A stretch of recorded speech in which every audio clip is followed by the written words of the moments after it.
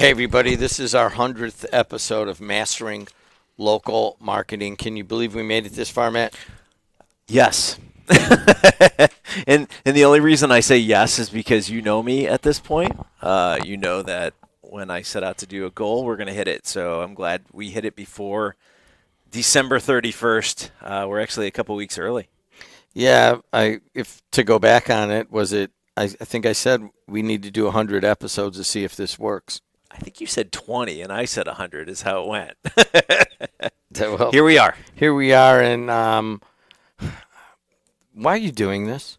Why am I doing what? The podcast? I know you got me to read all this stuff, and Yeah. I'm okay with it, but I just want, this is our 100th episode. Yeah. We've helped a lot of small and medium-sized businesses, I know, that have gotten the feedback, and please tell other small and medium-sized businesses about us. But why are you personally doing this? I think I talk with business owners on a daily basis, and I hear all the time, marketing is hard. I don't understand marketing. I need help. My business isn't where I want it to be. And I have the same conversations over and over and over again. And it was one of those things where if I could just hit a button, right? Like hit a button and say what I have to say over and over and over again to these businesses, I would have that button. And then I realized if we just did a podcast, we could record it, and then I could say, hey, go back to the podcast and listen this episode about XYZ. And it just dawned on me. I said, we've got to put this into some kind of recording where people can listen. And for all of you out there that have been listening, and all of you that have reached out and said things, and we've had conversations off the podcast, through email, through phone calls, in person. It's amazing to hear how everyone is taking what we're saying here and they're implementing it, and their eyes are being opened to that marketing is not hard. It's just a process, right? It's a habit that you have to get involved in. And I get more and more excited. We're at 100, and I know you kind of said, well, where do we go from here? And I said, we go to the next 100, and we go to the next 100, and we keep going because it's become a habit. And I don't know if Jim wants to hear that, but I feel there's so much going on, and we can revisit all of these things that we've talked about. And that's kind of what we're going to do today. We're going to go back and listen, or not listen, but discuss our favorite episodes, the things that you took out of certain episodes, the things that I took out of certain episodes that I look at, that I continue to share with people, or we're looking at, what were the most popular episodes, what were the comments and emails and downloads and all these different things. So I think that's where we're at today is let's revisit what 100 episodes, what 37 hours of content got us to today, and what are some of the things, if you had to go back and listen to those 37 hours, what are the 5, 6, 7 things that you would say go back and listen to? So that's where we're at today. She's Adriana Alvarez. We are actually on the campus of Purdue Northwest.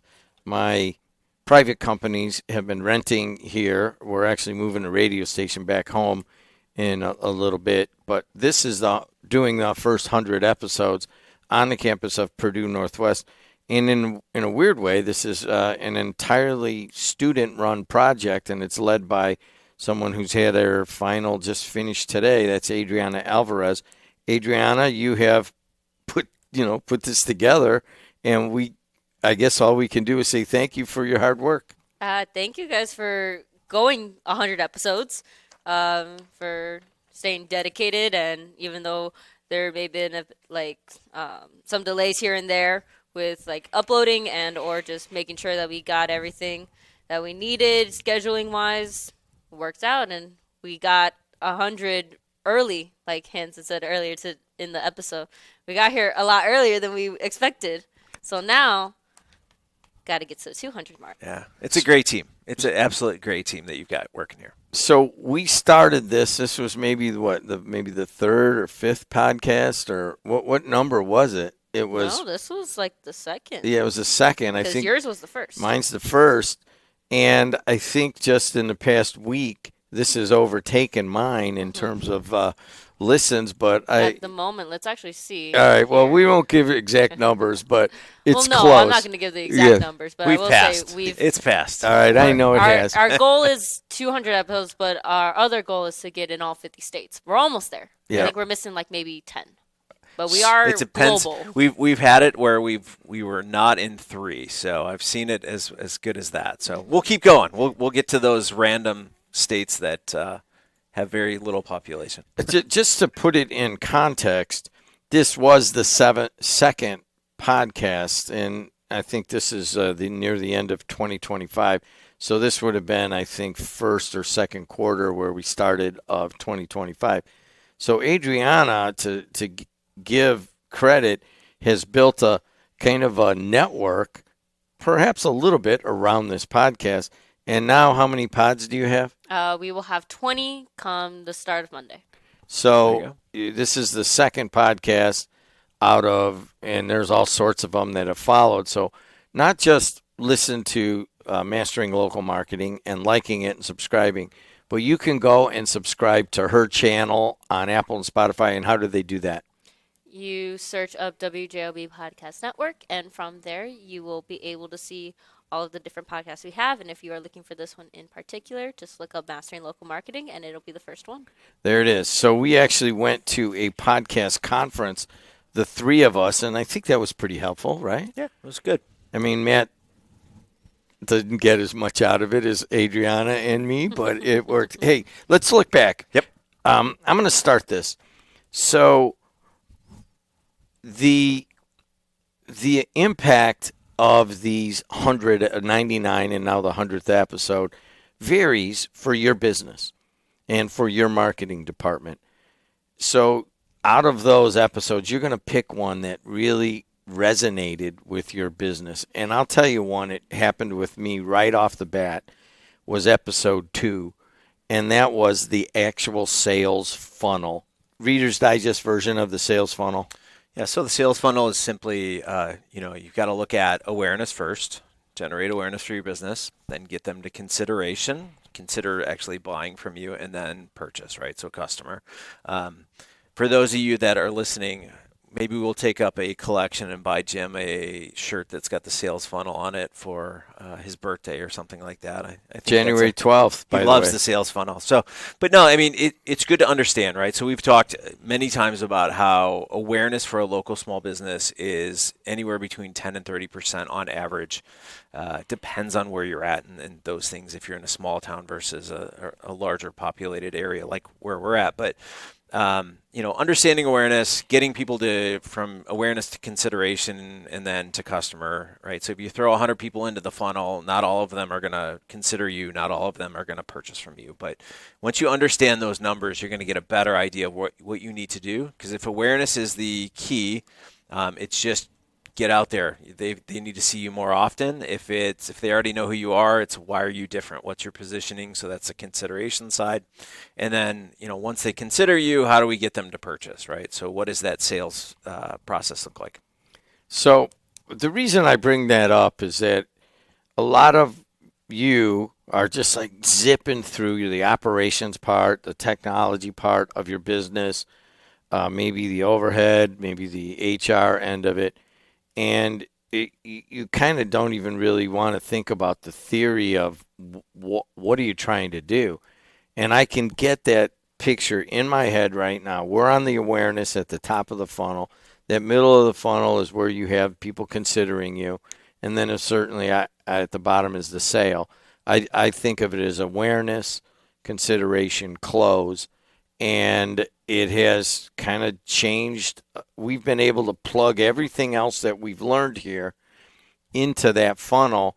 And it also coincided with the fact that one of them's a VC, and we were just 5 years of just building it. And then all of a sudden we're building a marketing department. I didn't know where to start. I mean, I've taken his classes and stuff, but maybe not on a conceptual and application method. All right. So I picked an episode and how it changed our business and our concept. You pick one now. Yeah, no, one of my favorites was episode 6, where we talked about the 3 things that you need to track, right? So we talked about how back in the day, I uncovered that if you understand the number of customers that walk through your door every single day or that call you every single day, the number of number of people that walk through your door, the number of people that purchase from you every single day, and what that average order is every single day, and you chart those over a year process, it is like looking into the future. It's a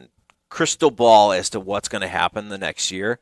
And then you start measuring everything off of that. So if you are increasing your marketing budget by 10% the next year, how does that resonate with the number of people that come through your door or call you? How many new customers, are you seeing drastic upticks?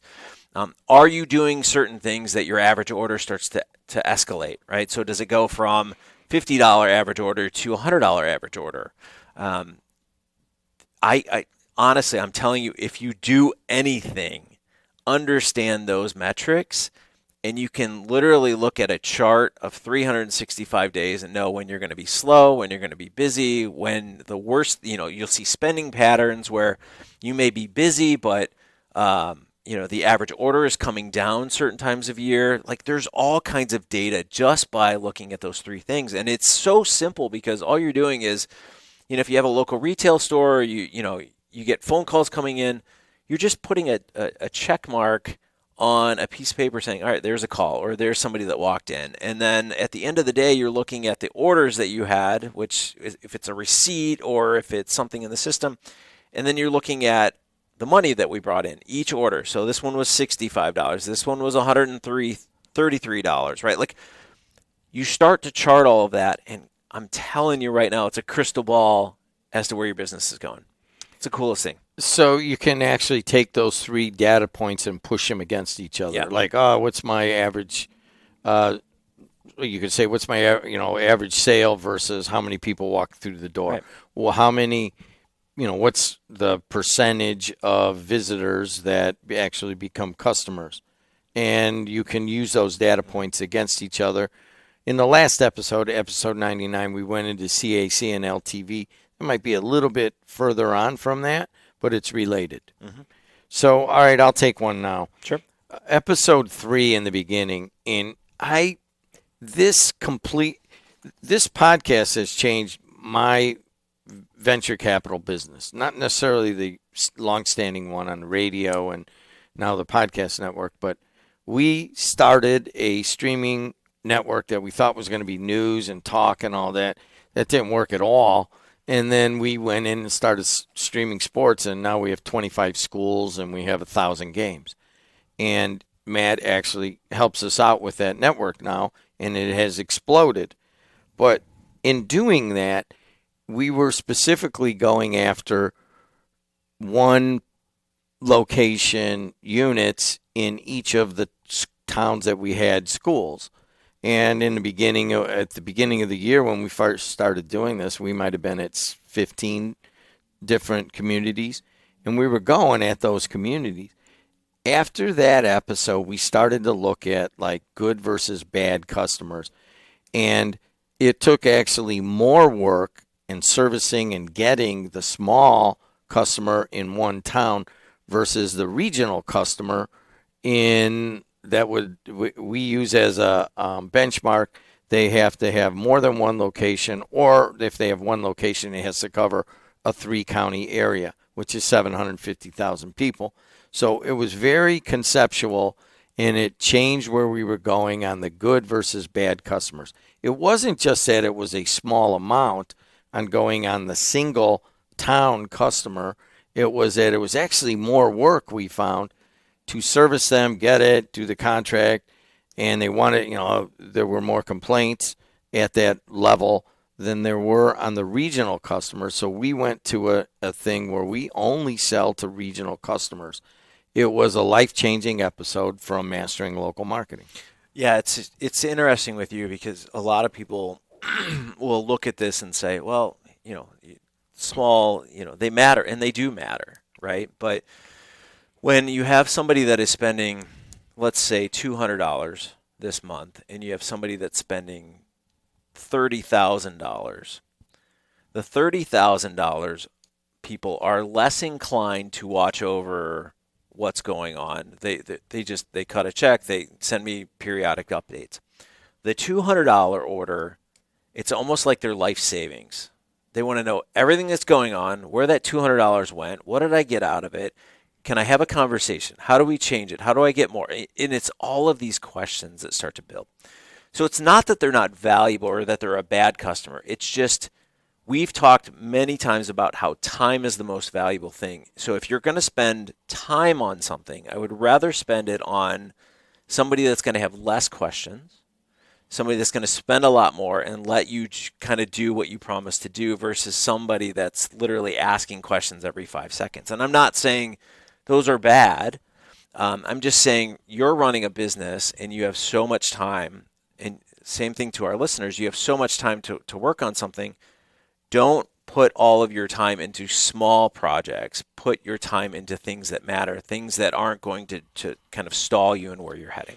We won't go too far into that, but the 80-20 rule applies in that you get 80% of your revenue from 20% of your customers. And once I just started applying the 80-20 to our QuickBooks, I'm like, okay, I know where this needs to go. Yeah. We need to get honestly, we need one client a month. That's it. Yeah. In the amounts that we're talking versus thinking that we had to have 7 or 8. We needed to be getting that many every month, and that really changed things around. Please go back and listen to that one, good versus bad customers. You like episode 14, how science increases your store sales. Talk about it. Yeah, I think it's interesting from a psychology standpoint and understanding how human beings go through stores and what gets their attention. I have a graphic on my phone that it basically says, it goes from largest to smallest, and it says you'll read this first, then you'll go here, and it's literally working down smaller fonts. So our eyeballs the larger something is, the more inclined we are to look at it. Right. So whether it's a website, whether it's your retail location, whatever it may be, or it could be something as simple as your Google Business Profile has 1,000 reviews versus the next competitor that has 23. Our eyeballs are going to go to that and go, oh, well, they must be better, right? So there's nothing to say that we're better having 1,000 reviews versus 23. It's just the fact that we've collected the reviews and they haven't, right? That could quite honestly be the reason for it. Or we've talked about grocery stores. You walk into a grocery store and how you're walking around what we call the racetrack, and you'll see the florist there, which is to stimulate smells. It starts to get us hungry, and then you see the bright colors of the fruit and vegetables, and you have the prepared meals, and all of that is getting us hungry as we enter the middle of the store. Or the fact that you have milk always hidden in the back corner and it's impossible to get to because we know that roughly 80% of what you're going to grab when you go get milk is stuff that you weren't planning on grabbing in the first place. So the science behind a store, or the science behind your business, is really interesting because you can draw people's eyeballs to certain things that you want them to sell. You can set up barriers to stop people in their tracks. You put testimonials next to products that sell really well or that you want to sell a lot of, like your best producing products, because people want reinforcement for that. So the science, when I say we're not actually doing chemistry here, but the science behind it is that we can look at ethnographic studies to understand how people respond, and we can incorporate that into our marketing, even if we're just a one person small shop in rural America. So episode 78, we talked about conversion rates and how it was related to email, paid search, paid social, that kind of stuff. That might be one where we got some of the most input on, because there were some very surprising numbers on what your spend would get, take you to ultimately a conversion. What were you hearing about this episode? I've referenced this episode more than any other episode, and it's because when I sit down with people, I go, "What are you doing?" Well, we're running our own social, right? We're on Facebook, we're on Instagram, we're on TikTok. And I go, how's that working? And they're like, well, we get some people here and there. And I say, how's it converting? And they're like, well, it doesn't convert. It's, and I said, okay, are we focused on awareness or are we focused on consideration, right? And conversion. And you start to have those questions, right? So it's a leading point. But if you're trying to convert somebody right now, posting something on your Instagram profile is not going to convert as well as if you had an email list, right, that you're sending out.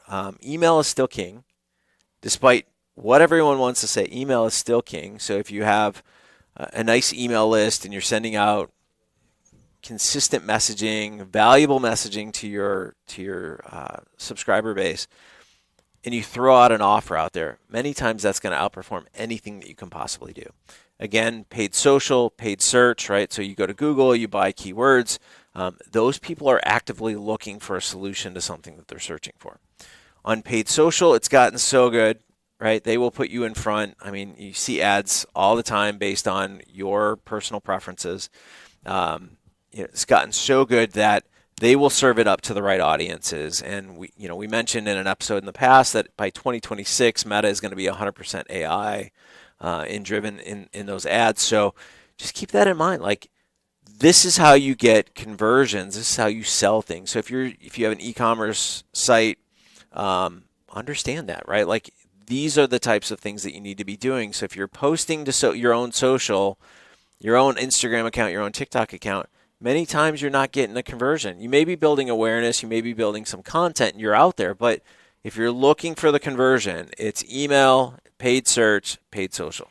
Email 3.2%. I remember the chart. It was way higher than, I think podcasting was like 0.3%. Yeah, it's really low. It's really low. I mean, of course, podcasting might help you with awareness, but it does not translate to conversion. No. Not nearly like emails do. No. All right, finally, I'll take the last one. Sure. Episode 93, which we just did a few weeks ago, and it has it kind of encapsulated what we went through here. It was named after me, the Jed TV Sports Network, and Matt Hansen came in and after a while started looking at all the massive growth and said, all right, maybe I'll help you guys out a little bit. And I said, okay. First day Matt Hansen walks in, number one thing he does, he says, great, we're going to build a marketing department and all here, but we're first going to change the name. Why? Well, again, it was called Jed TV, right? And Jed TV is about you. It doesn't say anything about sports. You went to the sports side. And, you got to realize that when somebody isn't aware of who you are, your name should represent what you are all about. So it's, obviously you've changed the name and it represents what you guys are doing. But a lot of people will create a name that's irrelevant to whatever they're doing. And when somebody doesn't know who you are and they see the name and they can't make the connection to what it is, I don't know what that is, right? So that's the hard part. But walking in, it's less about you. It's less about, kind of the name that everybody knows you as. But now you've pivoted, you've changed, and you have new audience, you have new needs, and you needed to separate it from, obviously the radio station, the podcast network, and all those types of things. So it needed its own identity because it's a growing thing. Like, you would not have a child and never just, unless you're George Foreman, name them all the exact same name, right? They should be unique. They should have their own identity. And that's really what you realize when we had that conversation is, yes, it does need its own identity, and it's going to grow from there. It was a short conversation. I said, okay. That was it. But we went from the Jed TV Sports Network to the Heartland Sports Network. They did a lot of work on it. And I just said, hey, man, I'm just going to listen to you. But if you have a long-standing business, you're probably not going to go that direction. But this business just kind of started up, and it was like a side business, and now it's our main business. And it kind of erupted on us. We never thought about a name or any of the marketing. So that's how that went. But there are certain fundamentals that you got to look into about rebranding, and Matt goes through that in episode 93. Matt, I'll summarize what I think that these first 100 episodes have done for us here in more than any of these specific things, like paid social or what kind of customers or what your LTV is, all that stuff we've covered. The biggest thing that I think that I've gotten out of these first 100 episodes is an attitude of, marketing matters, Marketing needs to be as important as all the quality of streaming a game or buying software or putting people in the right position. In your business, you may be on the same thing. You're like so busy all the time. You don't want to spend money. Oh, I don't need to spend money. It's all word of mouth. Okay, good enough. Then you're not listening to this podcast. But if you're at all interested in all, the biggest thing that I can say is to perhaps be open to what good digital marketing and local marketing can do for your business. Yeah, I've said it countless times. I said it to you yesterday that marketing, I had a mentor that marketing, he basically said marketing is everything. Everything is marketing and marketing is everything. And you mentioned word of mouth. Oh, it's just word of mouth. Well, word of mouth is marketing. You're getting people to talk about you. And what I've said this over and over and over again. Let's go build a store. Let's go build a business. Let's go build anything. And let's put it in the middle of a desert. Because that's essentially what you're saying is if marketing is nothing, that's what you would do. You would put it in the middle of a desert. So you're not looking at prime location. You're not looking at the signage outside. You're not looking at community. You're not looking at any of these things, which we've talked about extensively on this podcast. You're dropping it in a desert, and what you're telling me is if you're not doing marketing, you're still going to sell. And that's not going to happen because marketing is literally every touch point. It's somebody driving by your business. It's somebody seeing a billboard. It's somebody you met at a chamber event. It's somebody you met at a holiday event recently, right? Like I was at lunch 2 days ago with my boss at the university, and we walked into two individuals at another table. They handed me a business card. They're in the same space as I am. I still need to email them, right? Like I'm just having lunch and there's the marketing conversation. They were asking me what I do. I was asking them what they do.